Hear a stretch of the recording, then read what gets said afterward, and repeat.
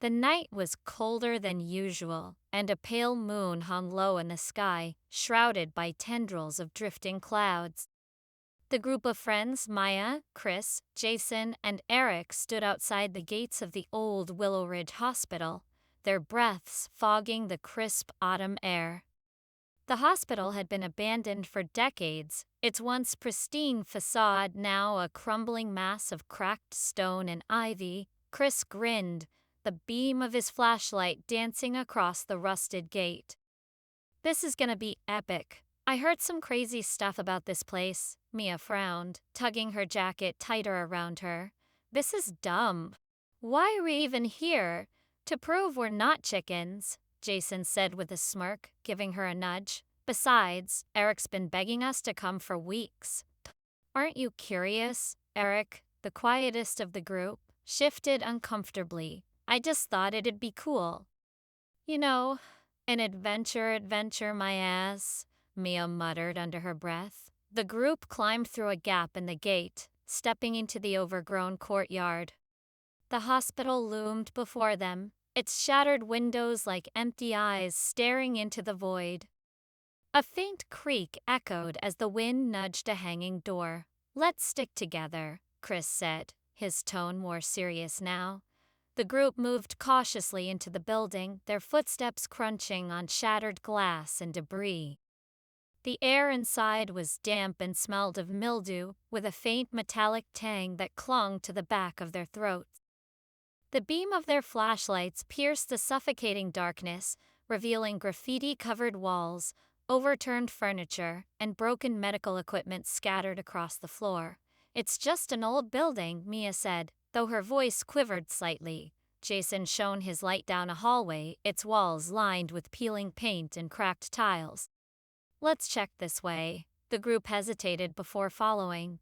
Each step seemed louder than the last, the silence pressing in on them like a heavy blanket. They reached a room marked Operating Theater 3. The door creaked open, revealing rusted surgical tools, broken lights hanging from the ceiling, and an overturned gurney. A chill swept through the room, raising goosebumps on their skin. "This place is messed up," Mia said, her flashlight trembling in her hand. "Hey, check this out," Eric called, pointing to a dusty cabinet.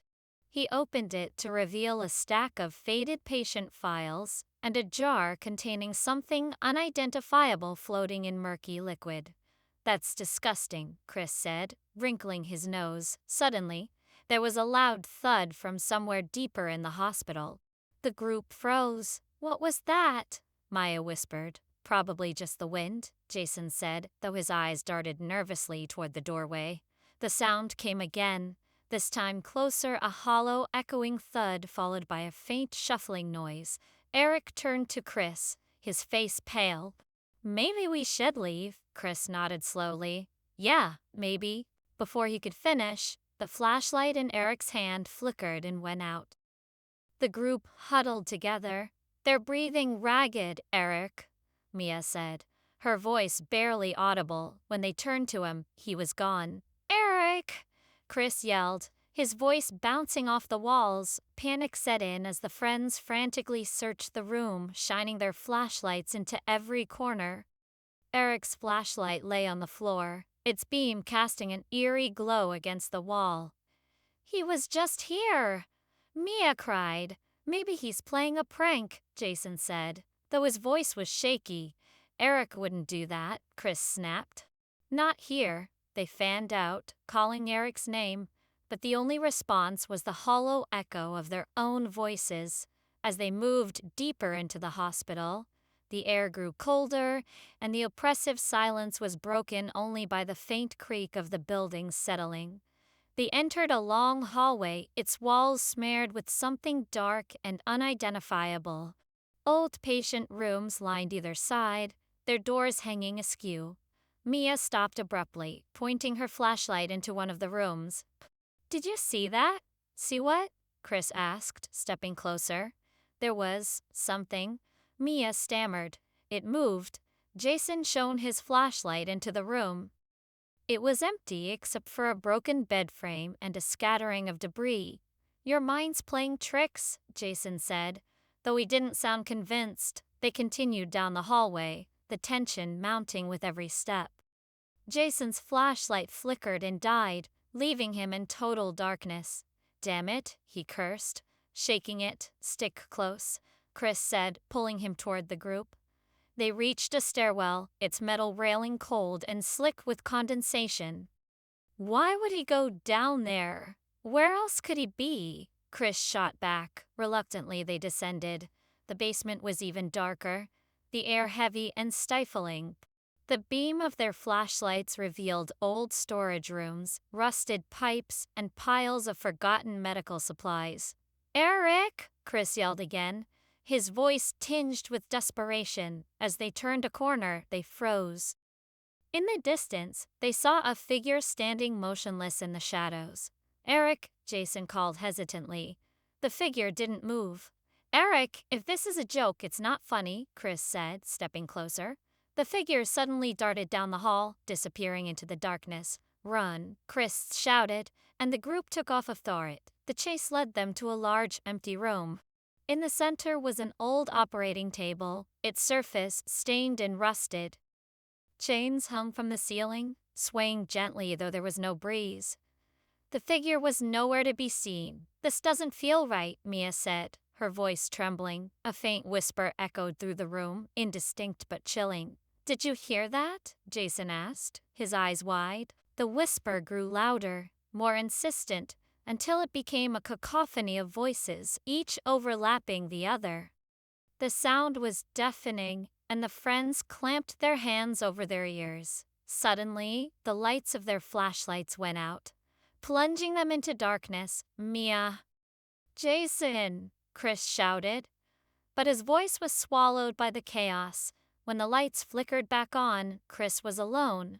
"Guys," he called, his voice breaking. The room was empty except for the operating table, and a single word was scrawled on the wall in dark, dripping letters. "Leave." Chris stumbled out of the room, his flashlight barely illuminating the path ahead. He called out for his friends, but the only response was the faint sound of footsteps echoing behind him. He turned a corner and saw Mia and Jason huddled together.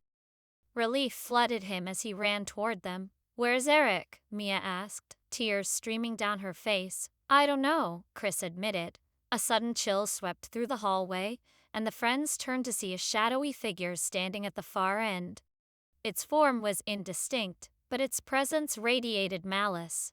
The figure raised an arm, pointing toward them, and the air seemed to vibrate with an unearthly hum. "Run!"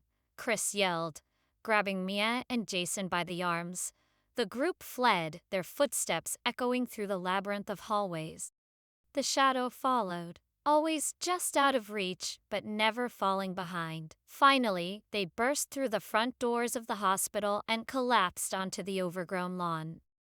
The shadow stopped at the threshold, watching them silently before dissolving into the darkness. Days later, the police searched the hospital but found no trace of Eric. The friends were left with more questions than answers, haunted by the events of that night. Mia swore she still heard whispers in her dreams. Jason refused to speak about the shadow. And Chris couldn't shake the feeling that Eric was still in the hospital, trapped in some twisted, otherworldly nightmare. The group never returned to Willow Ridge Hospital, but they couldn't escape its lingering presence. It stayed with them, a chilling reminder of the friend they lost and the darkness that waited just beyond the veil of the ordinary. Thank you for listening to my story. If you want to hear more scary stories, please like and subscribe to my channel.